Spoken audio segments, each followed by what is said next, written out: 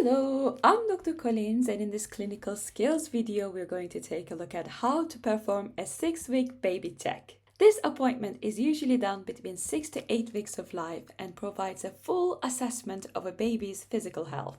Although the check can be done at any time within this window, it is preferably completed at 8 weeks so that it can immediately be followed by a routine appointment with the practice nurse for the 8-week immunizations, whilst the mum and baby are there and then at the practice, thereby improving the immunization attendance rates.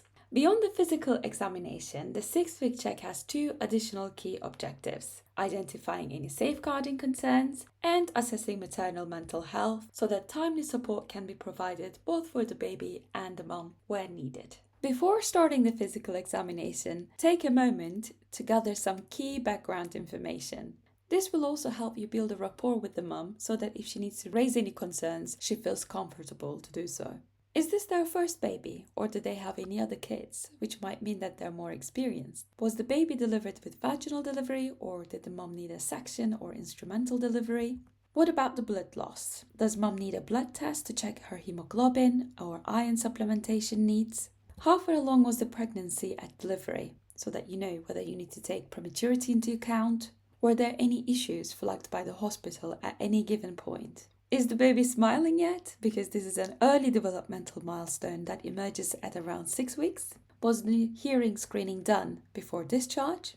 What about the heel prick test results, which is done at 5 days of age? Is the baby bottle, breast or combination fed? Is mum taking any medications? If she is and she is also breastfeeding, she might need some counselling about that. Are there any smokers at home? This is a significant risk factor for cot deaths. And does mum need any support with contraception? After you have gathered the relevant background information, ask the mum to undress the baby down to the nappy so that the baby is ready for a full top-to-toe examination whilst you have a few moments to start completing the relevant paperwork. In the UK, this information is recorded in the Red Book. Before you begin the examination, you can already fill in some basic details such as the baby's full name, date of birth and home address, today's date, your own credentials, and you can also already document some of the information you've already gathered, for example, if the baby is breastfed and whether the hospital found any medical problems. Once the baby is ready, place him on a comfortable flat surface. All clinicians have a slightly different way of performing the 6-week check. Some go by systems, others have a list. The way I find it easiest is to literally go head to toe and do my best not to miss out anything, whilst also going as fast as possible, of course, because remember, the little ones can throw a tantrum at any given point. So we begin with the top of the head. Babies have 2 fontanelles, which are basically meeting places of the unfused skull plates. Anterior fontanelle is diamond-shaped. It should feel soft, flat and open at this stage. If it is full and bulging, you'd worry about pressure that could be due to meningitis or hydrocephalus. If it is sunken down, you would worry about dehydration. Anterior fontanelle closes between 12 to 18 months of life, whereas the triangle-shaped posterior fontanelle closes a lot earlier and may already be closed by the time of this exam. Again, with the posterior fontanelle, you're also looking for any bulging, depression, or abnormalities in size or tension. Before you move on from the head, observe the head in general for any asymmetry, flattening, or ridging along the sutures. Run your fingers lightly over the scalp to feel for any mobility or any unusual swellings. Next, we'll check the head circumference, which we will later plot on a growth chart in the Red Book. Place the tape just above the eyebrows and around the occipital prominence. The key thing here is to make sure that the tape is level. Make a note of the measurement. Next, we'll move to the eyes to check for the red reflex with an ophthalmoscope. A bright symmetrical red reflex is normal, whereas a white or absent reflex always requires urgent investigation. In addition to checking the red reflex, make sure to assess the eyes in general, noticing any alignment or movement issues, checking pupil size and reactivity, checking the appearance of the cornea and the baby's ability to briefly fix and follow. Then assess the head control by gently pulling the baby to sit. Some head lag is still normal at 6 weeks,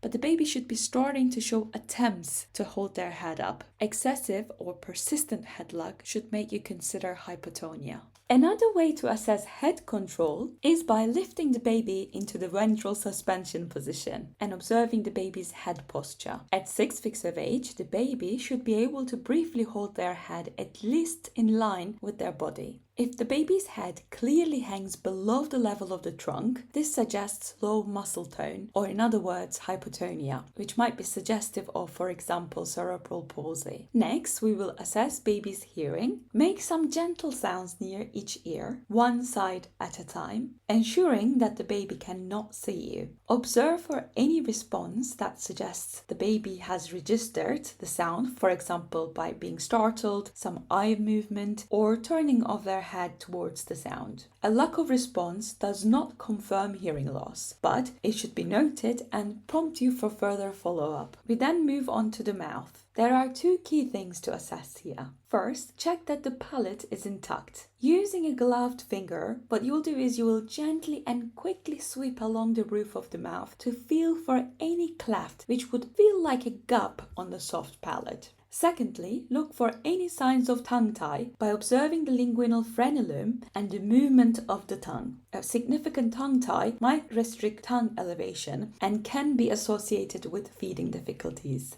Next, take a look at the hands and fingers. Check that the number of digits is correct. Make a note of any abnormal findings such as polydactyly and oligodactyly. And then take a close look at the palms, paying particular attention to the number of palmar creases. Most babies have 2 distinct creases on each hand. Occasionally, you may see a single transverse crease. This can still be a normal variation, but it should always be documented as it can be associated with certain chromosomal conditions, such as Down syndrome. From here, we move on to the upper limbs. Gently take each arm through its full range of motion, comparing both sides to make sure they move symmetrically. Carefully palpate the clavicles and shoulders, feeling for any tenderness, deformity, or asymmetry. These findings could suggest a clavicular fracture or a brachial plexus injury related to birth. Next, we will assess the chest. Start by locating the apex beat and confirming that it's on the left side, which helps rule out dextrocardia. Then, auscultate over all the heart valve areas, for which you might want a quick reminder video available as one of our short videos. And whilst listening to the heart sounds, you will want to pay particular attention to any heart murmurs. Heart murmurs are often innocent in babies, but you need to exactly know what you're listening for which, again, we have a very useful short video that can guide you to distinguish between benign and concerning heart murmurs in neonates. After listening to the heart,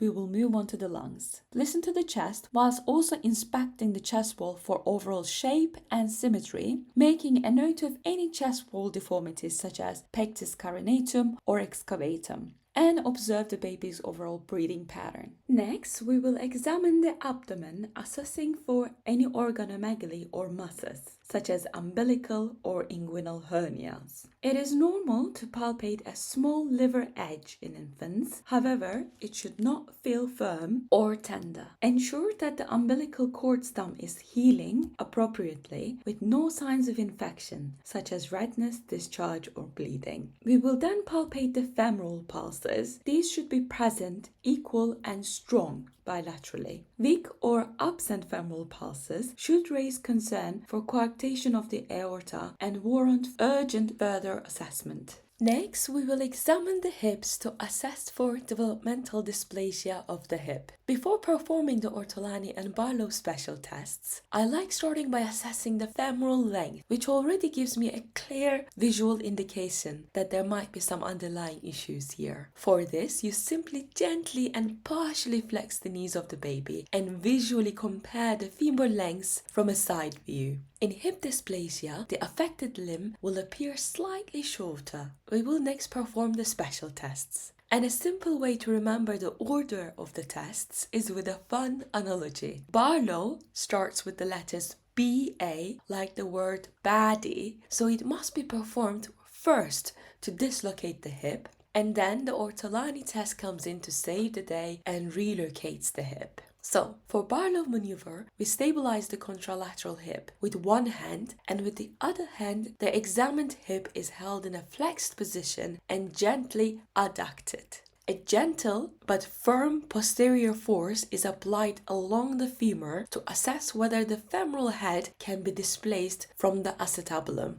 A positive test is indicated by a palpable clunk suggesting posterior dislocation of the hip. Ortolani maneuver, on the other hand, confirms if the hip is indeed dislocated. For this maneuver, again, stabilize the contralateral side of the pelvis with one hand and gradually abduct the examined side with the other hand while applying anterior force to the femur using your index finger. A positive test is indicated by a palpable clunk as the femoral head relocates into the acetabulum. Next, we will assess the lower limbs and feet.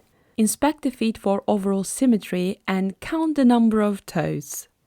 Pay particular attention to the foot position to assess for talipes, which is a congenital foot deformity where the foot may be abnormally positioned at rest. A key point here is to distinguish between positional talipes, which is flexible and correctable with gentle manipulation, and true talipes, which is fixed and does not correct to a neutral position.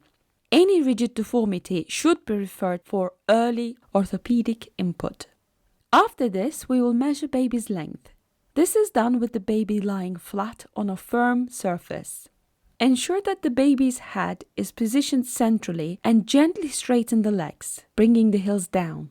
Measure from the top of the head to the heels, making sure the legs are not flexed, as this can underestimate the length. Make a note of the measurement.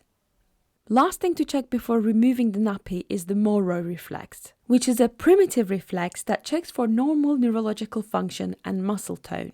To elicit the Moro Reflex, support the baby's head and shoulders. Then allow the head to gently fall back a few centimeters while maintaining support. A normal response consists of a brief symmetrical extension and abduction of the arms, followed by flexion and adduction, during which baby often starts crying. So make sure you warn the parents beforehand that you're not actually going to drop their baby, but the baby will experience the sensation of a drop so that they don't panic. Now we move on to the nappy area. And from this point onwards, remember, you're racing against the time. Babies, especially boys, can wee at any given moment. So, on days you're doing baby checks, it's always a good idea to bring an extra pair of scrubs with you. Once you remove the nappy, quickly inspect the external genitalia. In male infants, check that both testes are palpable within the scrotum, as undescended testes are relatively common and require follow-up.